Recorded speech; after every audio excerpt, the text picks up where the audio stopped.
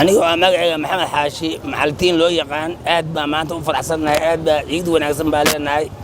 aad iyo aad maanta waxaan leenahay waa maantii lagu midoobay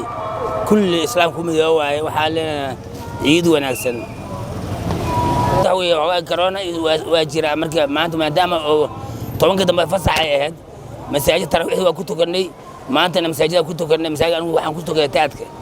aan ku tagay ciid wanaagsan tanaan farxad badan tan ciidu waa isku mid xagga sharciyan waa isku mid laakiin maanta dadku waa isku soo bannaan baxay awal laakiin ciid hore waxay ahayd bandow way ahayd waxa isku imaan kara ma jirin aad iyo aad baa maanta loo farxay dadku ciiday ciid wanaagsan baa leenahay waxaan ka salaamayaa dadka dhan walaaladii oo dhan iyo ilmahayga oo kala ayaanle iyo caydiid iyo saciid iyo cabdiqaadir aan ka salaamay wiilasheeda iyo gabadheeda bilal